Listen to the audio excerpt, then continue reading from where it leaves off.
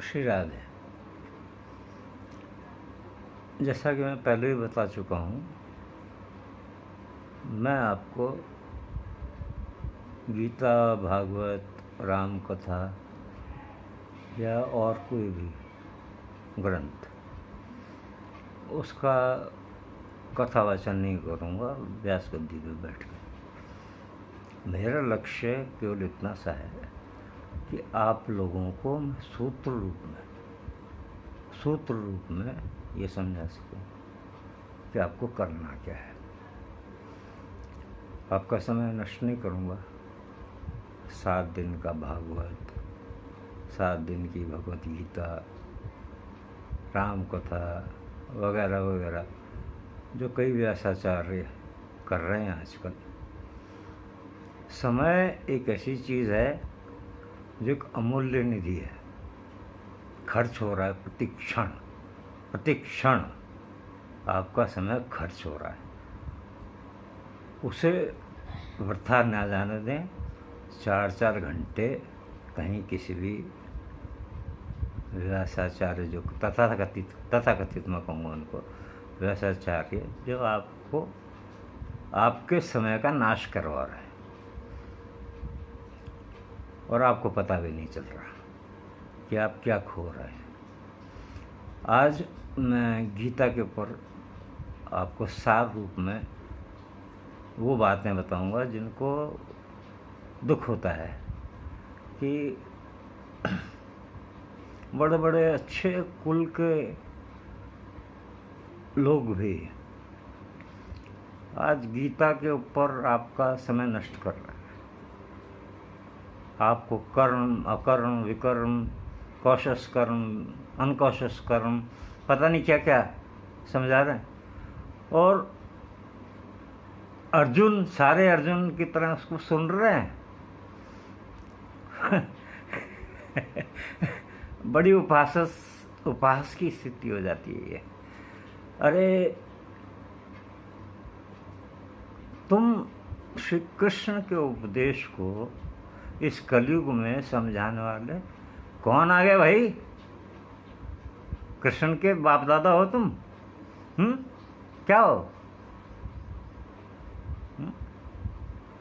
जो लोगों को गीता का उपदेश दिए जा रहे हो बैठ के घंटों अपनी पांडित्य दिखाने के लिए, केवल अपना पांडित्य दिखाने के लिए। नाम नहीं लूँगा इन लोगों का मैं, क्योंकि पथभ्रष्ट लोग हैं ये। इन लोगों का नाम लेने से इनकी कीर्ति बढ़ जाएगी और मैं ऐसे किसी आदमी का कीर्ति बढ़ाना नहीं चाहता। बहुत पुरानी बात है। मेरी आयु केवल 10-11 वर्ष की रही होगी उस समय। तो दादाजी, चाचा जी हम लोग को बोलते हैं, उनकी पोस्टिंग झुंझुनू में थी, एसपी, बतौर एसपी वहाँ पे वो काम कर रहे थे। और मेरा बचपन से उनसे लगाव था, तो मैं तो जब भी समय मिलता था तो उनके पास चला जाता था। तो मेरी छुट्टियाँ हुई गर्मियों की, तो मैं वहाँ चला गया झुंझुनू में। तो चाचा जी से, जिन्हें आप काशी प्रसाद श्रीवास्तव, केले मंजरी जी, पिताजी बाबा इन नामों से जानते हैं, तो वहाँ उनके यहाँ चला गया उन छुट्टियों में। अब वहाँ कोई स्टारडस्ट, मनोरमा, ये फालतू की पत्रिकाएं तो होने का सवाल ही नहीं इतने बड़े संत के घर में। तो अब मैं क्या करूँ दिन भर? तो मैंने पूछा, चाचा जी कुछ पुस्तक है पढ़ने के लिए? तो बोले, मेरी आयु तो 10-11 वर्ष की थी, तो क्या बताते वो, क्या पढ़ने को दूँ इस बच्चे को? बोले, चलो ये गीता लो, गीता पढ़ो। ठीक है साहब, गीता पढ़ते हैं। तो मैंने गीता पढ़ी, पूरी गीता पढ़ी, संस्कृत में भी हिंदी में भी, और दोनों भाष्य होते थे, तो संस्कृत भी होती थी, हिंदी भी होती थी। पढ़ा मैंने, पूछा उन्हें, पढ़ लिया? हाँ पढ़ लिया। क्या समझ में आया? मैं बोला, जी कर्मण्येवाधिकारस्ते मा फलेषु कदाचन। मेरे हिसाब से तो जो मेरी बुद्धि 10-11 वर्ष के बालक की वजह से हो सकती है, वैसे मैं जवाब दे दूँ। बोले दोबारा पढ़ो।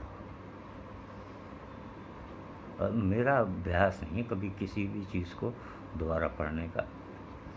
पूरे जीवन में मैंने किसी भी चीज़ को पढ़ा तो एक बार ही पढ़ा, दोबारा पढ़ा ही नहीं उसको। ऐसी ठाकुर जी कृपा कि मुझको दोबारा पढ़ने की जरूरत नहीं पड़ी। तो मेरे लिए तो एक सजा के जैसा हो गया। मैंने कहा चलो, लेकिन चाचा जी की आज्ञा है तो चलो दोबारा पढ़ते हैं। तो मैं दोबारा पढ़ा उसको। तो जब पढ़ने लगा दोबारा गीता को तो मुझे लगा मैं इस ग्रंथ को तो पहले कभी पढ़ा ही नहीं, बिल्कुल नया लगा मेरे को। पढ़ता गया पढ़ता गया पढ़ता गया पढ़ता गया, और हर कदम पे ये लगे कि मैंने तो इसको पढ़ा ही नहीं कभी। हो गया साहब संपूर्ण, वो दूसरा पाठ भी संपूर्ण हो गया। तो बोले हो गया? हाँ हो गया। क्या समझा? मैंने कहा जी मेरे को तो योगक्षेमम में समझ में आया। बोले नहीं, एक बार और पढ़ो। झंझलाहट इतनी हो गई मेरे को, क्या बताऊँ आपको, उसको व्यक्त नहीं कर सकता। खैर मैं फिर भी आ गया थी तो उनकी, तो तीसरी बार पाठ करना शुरू कर दिया। पाठ करने के बाद में मैं ऐसा हो गया कि बस जैसे अब कुछ पढ़ने की ज़रूरत ही नहीं है, कुछ नहीं कर रहा। अब तो सब मिल गया, वो हो गया। उनको बताया भी नहीं मैंने कि तीसरा पाठ पूरा हो गया। और उनको वो कैसे भूल सकते थे। उन्होंने पूछा हाँ मुन्ना पढ़ा दोबारा? मैं कहा हाँ जी पढ़ा। बोले क्या समझ में आया? मैंने कहा जी मेरे को तो ये समझ में आया कि भगवान कह रहे हैं अर्जुन को कि सर्वधर्मान्य परित्यज्य मामेकम शरणम व्रज। यहाँ भी अर्जुन को संशय होता है, अरे मैं सब धर्मों को त्याग दूंगा प्रभु जी, फिर मेरा क्या होगा? आपके बोल से सब छोड़ छाड़ दूंगा। तो भगवान कहते हैं कि नहीं, हम तुम सर्वपापो विमोक्षयिष्यामि मां शुचः। मैं कहा ये समझ में आया। बोले बस अब गीता पढ़ने की जरूरत नहीं है, तुम्हारा गीता पाठ सफल हो। अब आपको एक दो अपने व्यक्तिगत वाक्य बता देता हूँ गीता के संदर्भ में। समझाने लायक जो था गीता का वो मैंने आपको बता दिया कि सर्वधर्मान्य परित्यज्य मामेकम शरणम व्रज अहम त्वं सर्वपापो विमोक्षयिष्यामि मां शुचः। इतना बड़ा आश्वासन ठाकुर जी स्वयं दे रहे अर्जुन को, आप और हम तो कर। चलिए, एक पूना में एक बार मैं जब पोस्टिंग मेरा वहाँ था बैंक में, तो एक सज्जन मिले।